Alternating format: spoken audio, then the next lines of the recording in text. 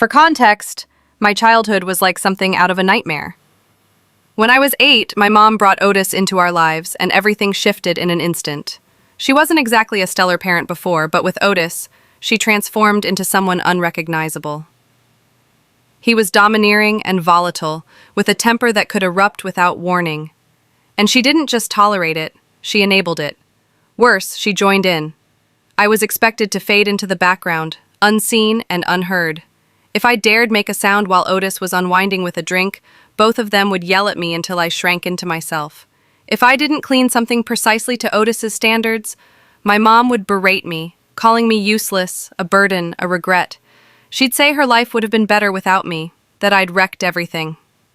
The physical abuse started subtly, a slap, a rough grab, but by 10, Otis was regularly lashing me with his belt while my mom sat in the next room, engrossed in her TV shows, pretending nothing was happening.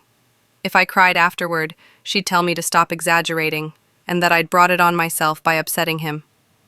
When I was 12, I accidentally spilled juice on the rug. Otis went ballistic, slamming me against the wall so hard I couldn't catch my breath. I looked to my mom, silently pleading for help, but she just said, "Now you've got 2 messes to fix," and walked off. That night, I locked myself in the bathroom, icing my bruises. School was my only refuge.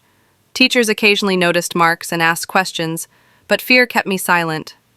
By 14, I started crashing at friends' houses whenever I could.